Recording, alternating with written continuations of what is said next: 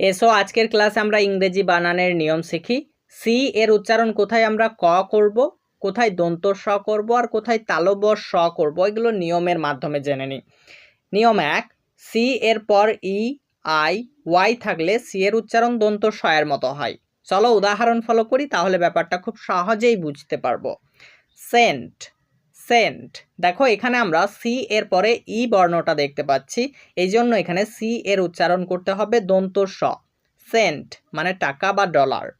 Sell, এখানেও দেখো C এর পরে আমরা ই বর্ণটা দেখতে পাচ্ছি, এই জন্য সি এর উচ্চারণ দন্ত স হচ্ছে। সেল মানে কোষ। সিমেন্ট, এখানেও দেখো সি এর পরে ই বর্ণটা দেখতে পাচ্ছি, এই জন্য আমরা সি এর উচ্চারণ দন্ত স এর মতো করছি। সিমেন্ট মানে সিমেন্ট। এবার এসো দেখি সি এর পরে আই বর্ণটি থাকলে সি এর উচ্চারণ দন্ত স কখন হয়।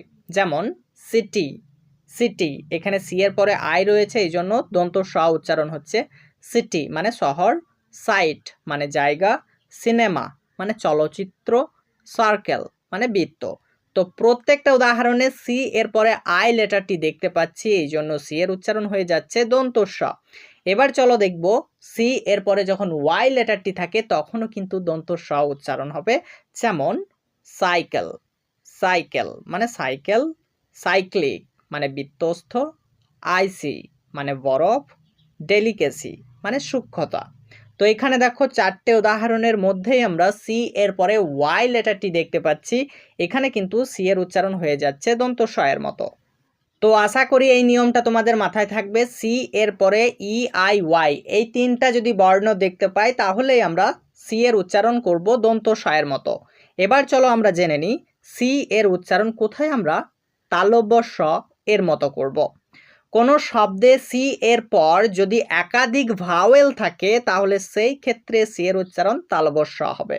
আবারও একবার বলছি নিয়মটা, কোনো শব্দে সি এর পরে যদি একাধিক ভাওয়েল থাকে তাহলে সেই ক্ষেত্রে সি এর উচ্চারণ তালব্য স হবে। চলো উদাহরণ ফলো করি, তাহলে ব্যাপারটা খুব সহজেই বুঝতে পারবো।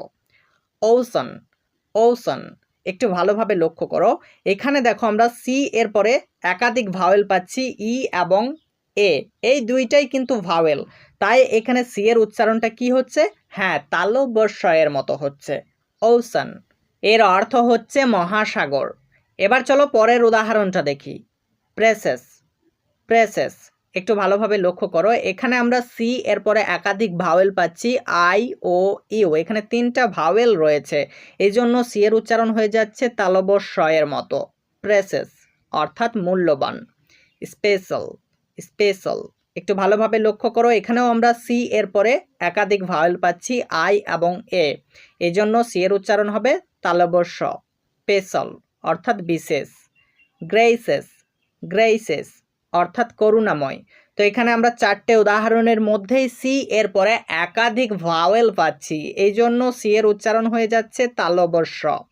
তোমরা যদি এই নিয়মের আর্টিকেলগুলো পড়তে চাও তাহলে আমাদের ওয়েবসাইট ফলো করো, ওয়েবসাইটের নাম হচ্ছে digitalstudyfire.com। ওকে, এবার চলো আমরা পরের নিয়মটা শিখে নিই। সি এর উচ্চারণ কোথায় আমরা কয়ের মতো করব। সি এর পর এ ও ইউ কে থাকলে সি এর উচ্চারণ কয়ের মতো হয়। একটু ভালোভাবে লক্ষ্য করো, সি এর পরে যদি আমরা এই চারটে বর্ণ দেখতে পাই তাহলে আমরা কয়ের মতো উচ্চারণ করব। চলো উদাহরণ ফলো করি, তাহলে খুব সহজে বোঝা যাবে।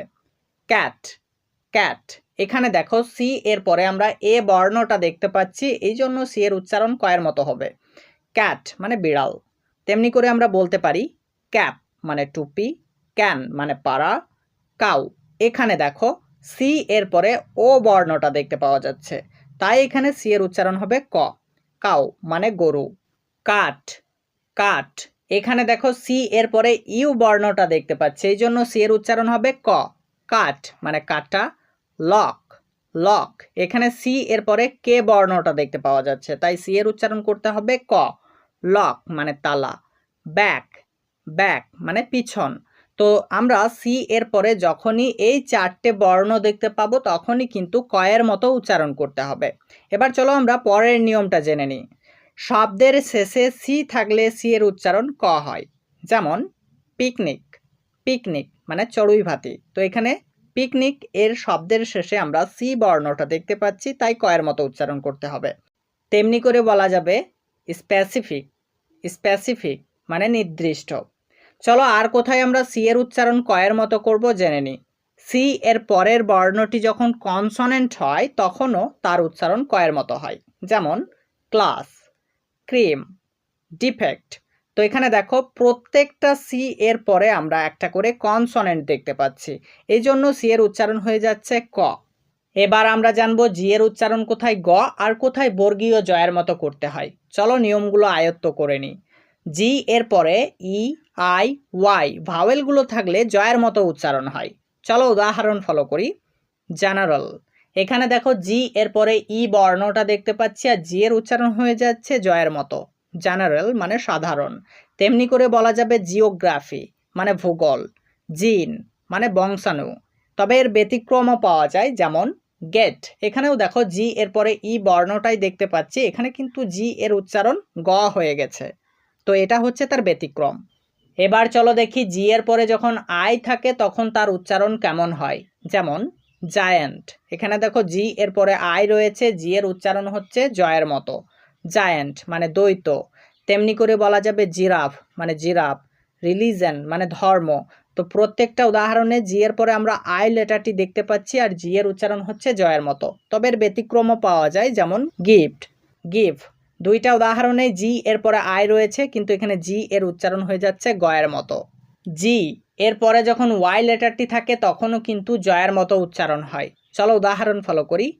জিম মানে ব্যায়াম, এনার্জি মানে শক্তি, আইডিওলজি অর্থাৎ অর্থবিদ্যা, বায়োলজি অর্থাৎ জীবনবিজ্ঞান, ইকোলজি অর্থাৎ পরিবেশ বিজ্ঞান। তো প্রত্যেকটা উদাহরণেই আমরা জি এর পরে ওয়াই লেটারটা দেখতে পাচ্ছি এবং জি এর উচ্চারণ জয়ের মতো করতে হচ্ছে। তবে হ্যাঁ, আর একটা কথা ভালোভাবে মাথায় রাখতে হবে, যদি কোনো শব্দে জি জি ওয়াই থাকে তাহলে গয়ের মতো উচ্চারণ হবে।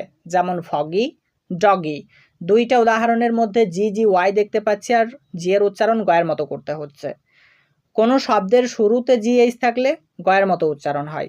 যেমন গ্যাউস্ট, গ্যাউস্ট মানে ভূত, গ্যাটেও। তো দেখো এখানে দুইটা উদাহরণের মধ্যেই কিন্তু আমরা শব্দের শুরুতে জি এইচ পাচ্ছি আর এখানে জি এইচ এর উচ্চারণ হচ্ছে গয়ের মতো। কিন্তু যদি জি এইচ শব্দের শেষে থাকে তাহলে ফয়ের মতো উচ্চারিত হয়। যেমন রাফ, রাফ, টাফ, টাফ, কফ, কফ, এনাফ, লাভ। প্রত্যেকটা উদাহরণের মধ্যেই আমরা জিএইচ শব্দের শেষে পাচ্ছি আর জিএইচ এর উচ্চারণ এখানে কিন্তু ফয়ের মতো করতে হচ্ছে। তবে এর দুই একটা ব্যতিক্রমও পাওয়া যায়, যেমন থ্রু, দো। তো এই দুইটা উদাহরণের মধ্যে শব্দের শেষে জিএইচ পাচ্ছি, এখানে কিন্তু জিএইচ সাইলেন্ট হয়ে গেছে। কোনো ওয়ার্ডের মধ্যে আই এর পরে জিএইচ থাকলে জিএইচ এর উচ্চারণ হয় না। যেমন ব্রাইট, রাইট, ফাইট, টাইট। তো প্রত্যেকটা উদাহরণের মধ্যেই দেখো আমরা আই এর পরে জিএইচ পাচ্ছি আর এখানে আই এর পরে যখনই জিএইচ পেয়েছি তখনই কিন্তু সাইলেন্ট হয়ে গেছে।